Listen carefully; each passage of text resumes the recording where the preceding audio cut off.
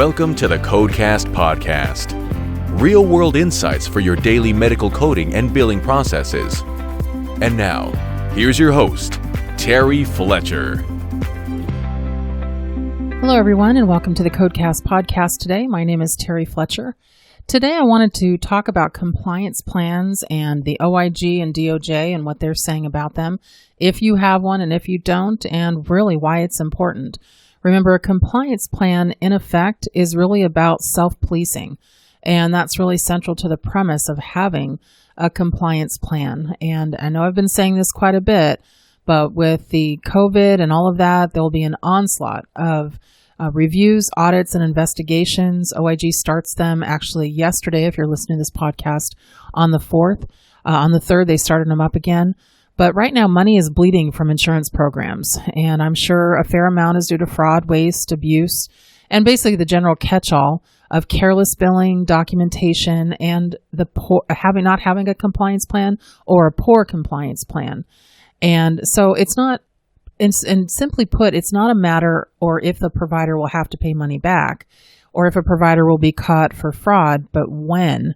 So if you're 3 years from now, let's say when all this is settled, you're going to think, oh my gosh, why didn't we do that when we really discussed it? Even 1 year from now, I think it's going to definitely be a problem. But I just wanted to talk to you about that because most practices that I encounter don't think they need to have a compliance plan, and that couldn't be further from the truth. Now, I know compliance can be a dirty word in healthcare, and it haunts practice managers day in and day out as you really try to avoid denials, audits, and recoupments.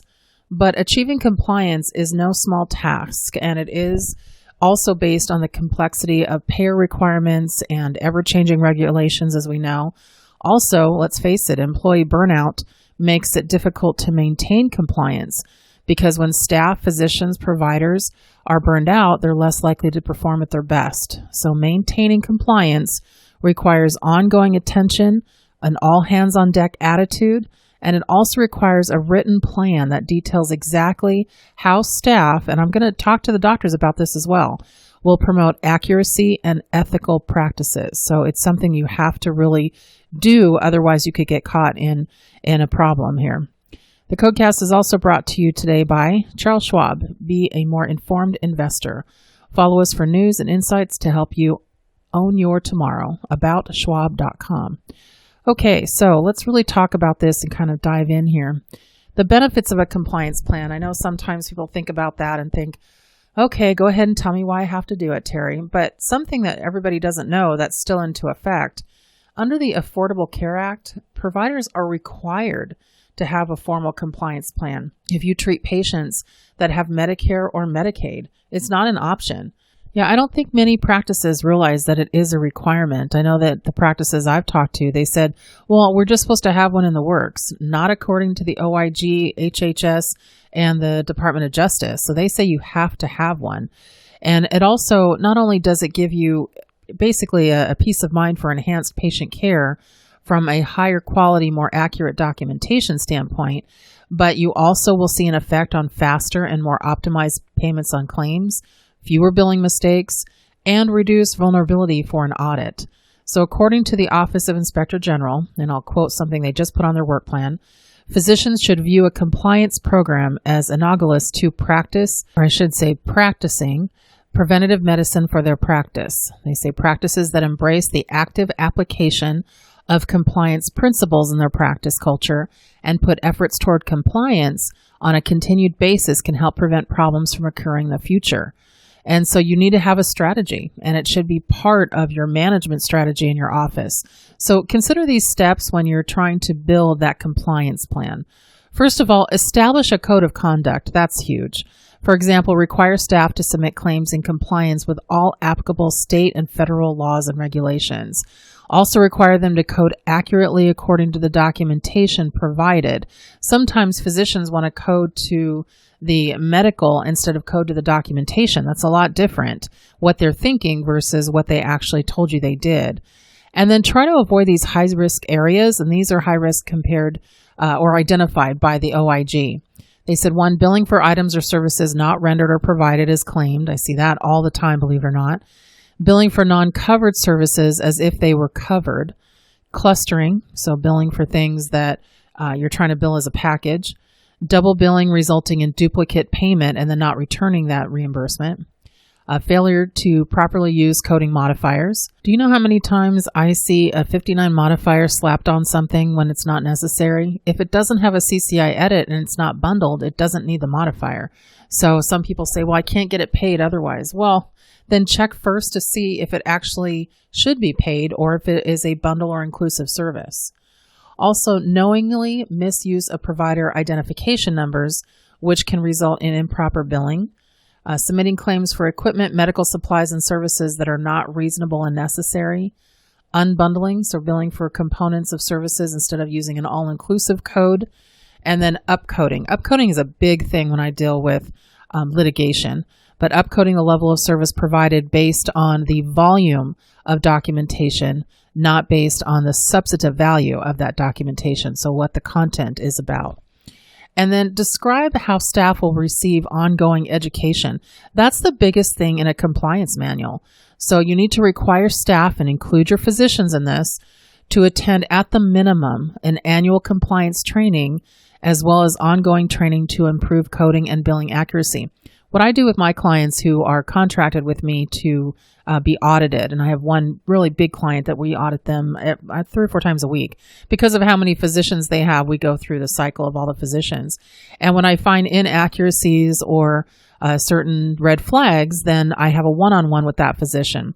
I require all physicians to maintain an 85% passing rate, because if Medicare sees that and Medicare doesn't see at least that, then they expect a 95%. And so that's what they have in their integrity manual. And that's what I then tell the physicians. If you don't hit 85 and I have to audit you or have a one-on-one with you, guess what? You've just been bumped up to 95%, which means almost perfect. And so it's important that you have not only compliance training, but education for physicians and staff. So one-on-ones, and then also in a group setting. And it's easy to do now with virtual. You can get everybody to do it. And also you can provide that training as an on-demand. And we're happy to help you with that if you need it. Number 3 would be identify corrective actions for non-compliance. So this is the biggest thing. So do you require staff members to undergo that training? The one-on-one I mentioned. A period of supervision or approval before they're able to submit claims, or expanded auditing until their compliance improves, or do they get monetarily penalized? What's the non-compliance corrective action? There has to be one. You can't make a threat without following through with it. It's kind of like telling a child that, you're not going to get that toy if you continue to act this way, and they continue to act that way, continue the behavior, and you slide them the toy anyway eventually. Well, that means those are just suggestions instead of actual corrective actions. Number 4, explain the process for audits and ongoing assessments. So when you perform internal and external audits, and you should do both, communicate the results to physicians and staff, and make sure you have a chosen day that they get the information. I think one of the things that I hear from physicians quite a bit is that, how did we know that there was a problem if nobody ever tells us? Sometimes these communicated results are only given to the administrators, or they blame the billing staff or the coding staff without actually saying, okay, we need to have a sit down and a conversation, not only with physicians, but practice managers, any kind of medical assistants that are involved. Anybody who's involved in the documented record needs to be involved in those conversations. And so the conversations are there to identify areas for improvement, and then to take a proactive step to improve compliance and improve any kind of, I don't want to say lazy action. I don't think that's fair. But for example, and I was mentioning this on a different podcast I had recently, I had a problem with the record where it was clear in the record that it looked like the patient represented or came in for a test. And then I queried the physician and said, did the patient actually come in for a test today? And I gave them 3 choices because you can never lead them to the answer. But in the plan of care, it looked like the patient was under surveillance to possibly be scheduled for certain tests. They had previous bladder cancer. So I basically asked the physician, were they there for the cystoscopy, or were they being scheduled for the cystoscopy? What was the plan? And it was interesting because the physician looked quickly at the record and said, this wasn't there. Please give the consultant the information. This is a new physician for this practice. And so then I went back and said, okay, I wonder what I missed. So I went back and looked at it. I didn't miss anything. Sure enough, in the HPI, it said patient here for a cystoscopy. So I cut and pasted it from the record, sent it back to the physician, said, this is what I'm reading.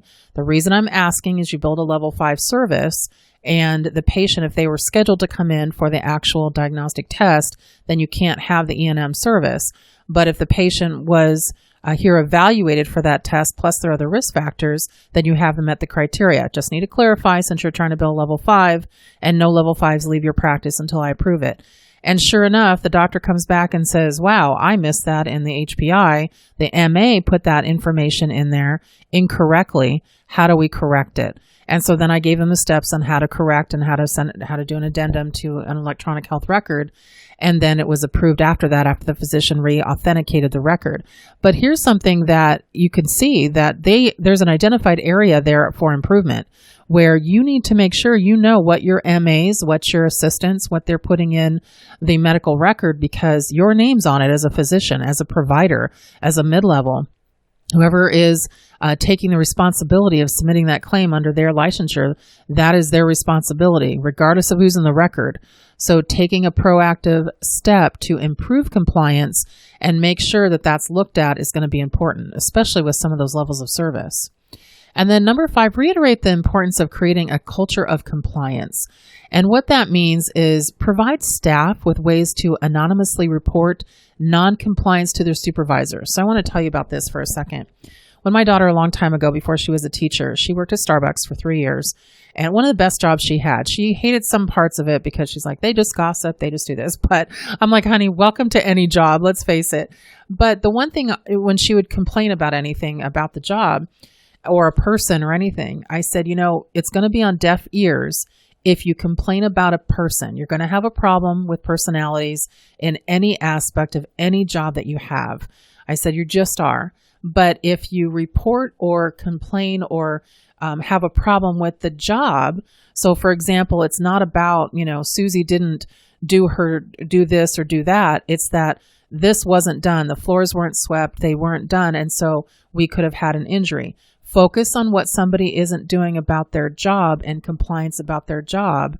And that will help you to raise awareness for policies. So when you have staff that want to report something anonymously, try to get them to do it about what is the non-compliance act, not who is doing it, because obviously there's ways to weed out who's actually doing it, but sometimes that can just be a referendum on somebody they don't like. But I want to know what act or what job description or what service provided or what claims problem, what is somebody doing in just the job act, not that person?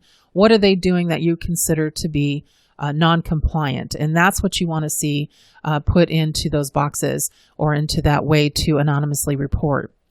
And so it's really important to really give that opportunity for everyone to kind of police themselves, but make it clear that we're just trying to make sure that we don't miss any holes in compliance, because it could come back and kind of get to us there. Also, if you want to learn more about creating a compliance plan for your practice, I would read the OIG's Compliance Program Guidance for Individual and Small Group Physician Practices. And then while you're at it, create a library of policies to increase compliance and efficiency, and also maybe one to manage industry rep scheduling. So a lot of these policies play a critical role in successful practice and can help practices really thrive. And just don't forget, once you have a policy in place, make sure everyone follows it. Don't just let it gather dust on the shelf. Otherwise, that could be an issue moving forward. And I know that the DOJ and the OIG, when the first thing they say when they find some inconsistencies in what you do, let me see your compliance manual. First thing. Second thing they say, how are your physicians educated? Are they continuing to get updated education? And 9 times out of 10, the answer is no to both. And so, or I don't have one. So it's really important that you do figure out how to make that work in your practice. Contact me directly if you need some direction on how to get a compliance manual going, but it is something that you're going to need. Okay, let's talk about our coding question. We have one from the IR, and that was Interventional Radiology and Peripheral Vascular. It says, Terry, I'm new to coding Just got my job in my CPC-CA. Good for you. So that person is an apprentice. CPC-A, sorry. How do I code an abdominoaortogram with runoff, and what does this even mean? Okay. Well, she says, what is it running off? Okay. So an abdominal aortogram with runoff, typically what that means is that the physician is injecting dye into a patient to look at the lower extremities. So they'll put the catheter usually through a wrist or a groin, so the radial approach or a femoral approach, and they will access the patient through a sheath. They'll put in a catheter and it'll go up into the aorta. And if they're looking at an abdominal aortogram, then they'll put it up at the level of the renal arteries, which are the level of the blood supplies to the kidneys. And they will then park it there, inject dye. That's angiography. And then that's called an angiographical exam. And they'll let it run down. That's the runoff. And typically they let it run down bilaterally to look at the legs as well. The iliacs, which are where your thighs and your groin area is, all the way to above the knee, which is the femorals. So that's why the code 75630 is called abdominoaortogram with bilateral, so both legs, iliofem runoff. So that means to above the knee. The code for that is 75630. And then if you were not in your office doing it, you're anywhere, any facility or anywhere not in the office, 26 modifiers necessary, radiology code. Your catheter placement code, if you do not do a heart cath or you don't have anything else going on, would be 36200. So you have one to put the catheter in the aorta. You don't charge for access. You only charge where the catheter ends up. And then you also have your imaging. So hopefully that helped there. But this is actually a good lead in to our coding question sponsor today by RadRx, Cracking the IR Code, Mastering Interventional Radiology and Cardiology Coding Online Education. Looking for a convenient, cost-effective solution for interventional radiology coding training?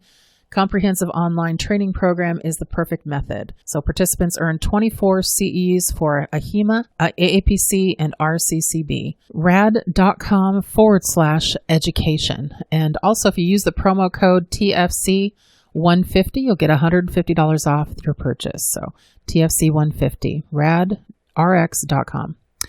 Okay, so I want to end with a personal tidbit this week, which I don't know about you guys, but I'm just kind of tired.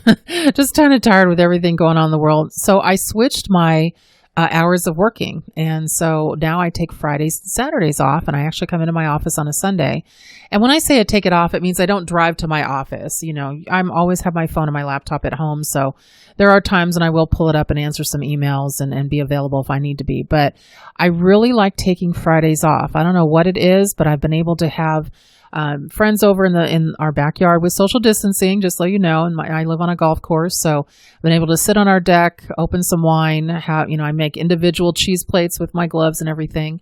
And so, and then my friends, we all stay about 6 feet from each other if we can. But it's just been really nice to have that Friday night where I don't feel like I'm rushing out of work, and I can take the day and really not have to deal with Friday work. So I don't know about you, but if you ever have that flexibility, try it. And what I like about it, and I'm only going to do this until football season starts, which it looks like it will, is that I like working on Sundays. So for those of you that go to church on Sunday, I actually do an online Bible study myself, so I can do that without having to interrupt that day. But other than that, it's pretty nice. So just to be able to work on Sundays. So hopefully some of you have that flexibility, and I work Sunday through Thursday, and it's been nice to be able to have that time. So hopefully some of you have similar flexibility in your job to be able to do that. But if you don't, it couldn't hurt to ask. It's just, I don't know, something about the mindset of being able to have Fridays off is pretty cool. Anyway, I hope everyone has a great day and a great week. And until next week, I'll talk to you soon on the Codecast podcast. Thank you for listening.